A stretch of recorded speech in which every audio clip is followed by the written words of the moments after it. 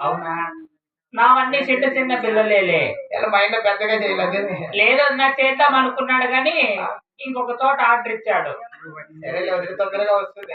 సరే వదినా, అలాగే పిల్ల వాళ్ళకు తొన్నలుగులు పెడదాం వదినా. అలాగే వదినా. నీ మరి నా కుమార్తెను చూసావా వదినా? నాయనా 7 లోకాలు తిరిగిన ఇట్లా అల్లుడు దొరకడం నీ దూపు తగలా. అయ్యో వదినా, నా బిడ్డ దుబాయ్ లో డ్యూటీ 70,000 శాలరీ. ఆ విమానాల కంపెనీలో ఉన్నా. అంత పెద్ద విమానాల కంపెనీలో డ్యూటీ. అయ్యో డ్యూటీ అంటే 70,000 శాలరీ చేస్తున్నా నాయన. ఏమి చేసేది విమానాలకు నెట్లు ఇప్పేది, గుజరీకి వేసేది. ఆ ఏం పని అయితే వదినా నీ కూతురికి ఏంది కల్లా? నీ కూతురికి వివాహం కావాలంతే కదా.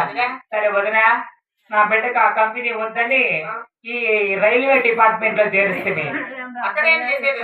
రైలు మొబ్బులో పోతాంటుంది కదా, రైలు ముందర లైట్ ఎత్తుకొని పరిగెత్తేది.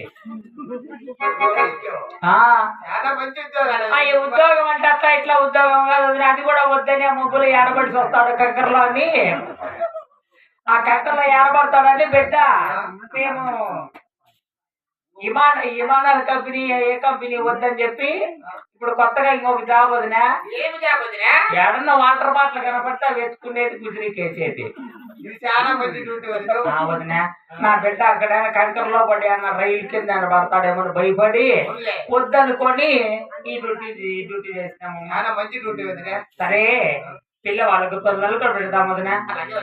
నా బిడ్డకు 30 సంబంధాలు వచ్చినా కూడా వద్దనుకొని నీ కూతుర్నే ఖాయం చేసుకోవాలని నా మొగుడు పట్టాడు మా పట్టు. అంటే 7 లోకాలు ఇట్లా దొరకడు. నా బిడ్డకి ఈ గుళ్ళో కోట పుట్టింది చూడు.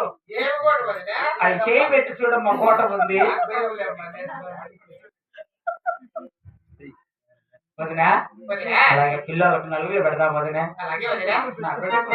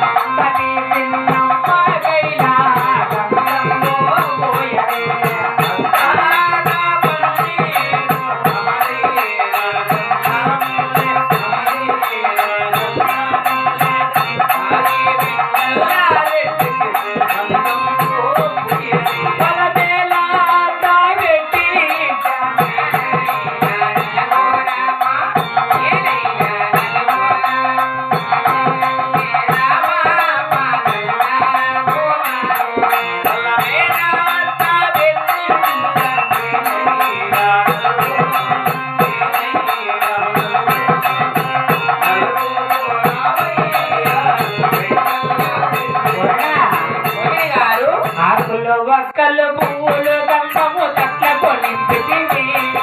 ఊళ్ళలు గొప్పరావే బాల చిన్నమ్మ